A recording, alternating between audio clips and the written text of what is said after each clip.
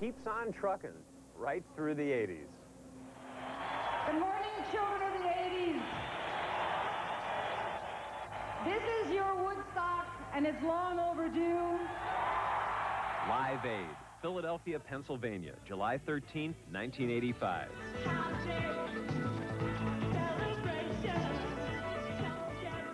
Tuned to the times, televised to the world. On the same day, across the continent, another concert, a different crowd, a different world. Calling the Grateful Dead hotline number. The Grateful Dead will be playing at the Ventura County Fairgrounds in Ventura, California on July 13th and 14th. We got Live Aid, cross country, this is Dead Aid. Dead Aid, right. Dead Aid is better than Live Aid any day. Ventura, California, July 13th, 1985. But you'd never know it without a calendar. Hi, President Nixon. It's an old flag, too. It only has 48 stars. A lot of people call all of you kind of a lost legion of hippies. How do you feel about that? That's a great place to be. They call themselves Deadheads, and wherever the band goes, so go the Deadheads. Across the country, there are more than 100,000 card-carrying Deadheads. 30,000 here this weekend. Blissful to be at the sign of the Skull and Roses with those grizzled veterans of the 60s and still their heroes, the Grateful Dead.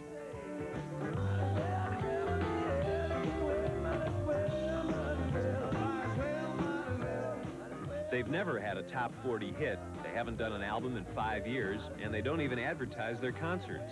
But they sell out almost every time they play. In fact, during this week, they outgrossed Tina Turner, Huey Lewis, and every other single act.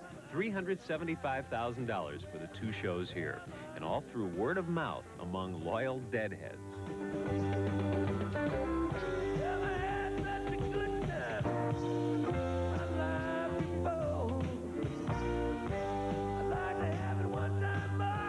Deadheads see themselves as part of the show.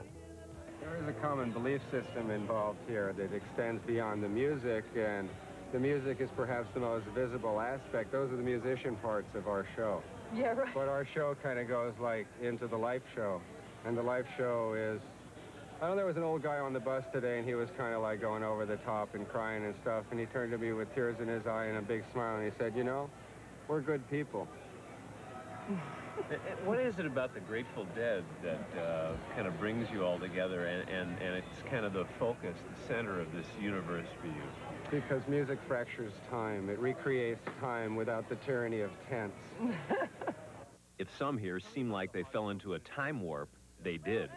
These people have lived on a commune for 20 years. We sort of came out of the same maelstrom that the Grateful Dead also got its beginnings in. I look at this as not really a concert, but kind of a convention. Oh, it's like the Gypsies. You know, we get together. It's a tribal stomp. It's all right. Tune in, turn on, make love, not war. That's what they're still celebrating. Every silver lining's got a touch of gray. I will get by. While the band grows older, most of the fans are getting younger. Kind of like a second generation Deadheads. How do those young teenagers get into this? It's important at certain age groups in your life to be able to have more of a free form. I think the concept of free form, both in the music and in the general philosophy of the Grateful Dead, is what's attractive.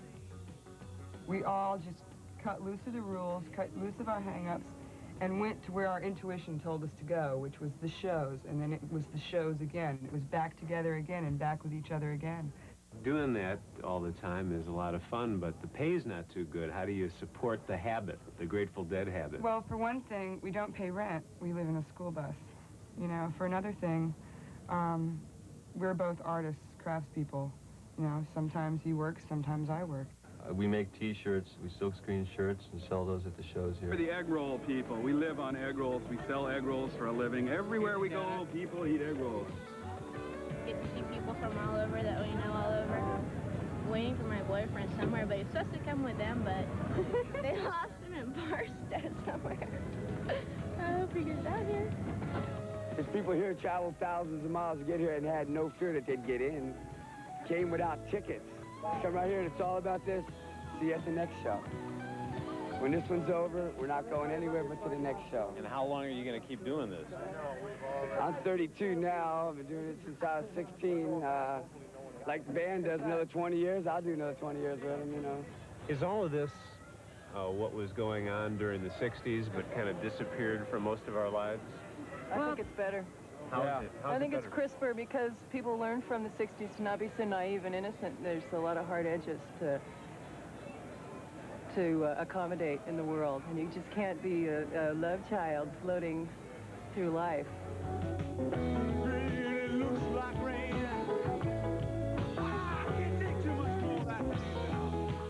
For the Grateful Dead, dealing with the hard edge of reality has never been a very high priority, and that's a big part of their appeal. What more do you want than good drugs and good folks, huh? Our audiences come to have fun and enjoy the music and commune, you know. That's because they're all stoned, though, isn't it? Well, I don't know. Stoned is a relative term. I mean, you know, I'm high on life, as they say, you know. What is that magic that they had to get this kind of loyalty and to influence their fans so strongly? What is it besides the music that they have? The Grateful Dead and LSD are an incredible thing, and that's where it started from, you know. This has got to be the only concert crowd left where there's still LSD, isn't that right? Actually, we're finding a resurgence of LSD, but the difference is the people at a Grateful Dead show have been doing it so long, they learned how to take their drugs. In fact, for more than 20 years, since the 60s in San Francisco, when the Grateful Dead and LSD grew popular together. Their philosophy then was simple: drugs make the world a better place. I think, personally, that the more people turn on, the better world it's going to be. People that live in the community and, you know, play around with dope and stuff like that, they don't have wars, you know. We feel more like children than ever. Right. Because we know what we're trying to do. We're trying to grow up. We're just the slowest growing rock and roll band in the world. They haven't really had to grow up in spite of their problems. In '73, a band member died mysteriously, and there have been numerous arrests for drugs. But a show of public indifference and a reluctance to be interviewed are all part of their act. Do the drugs still have a large role to play in the appreciation of your What'd you say? Well, we have to go now. To the Deadheads, it's not just band leader Jerry Garcia's music that's the attraction here. It's his, well, basic philosophy of life. Hey, what the is that? All right. Are there any other things that we ought to know? Music is freedom in and from time.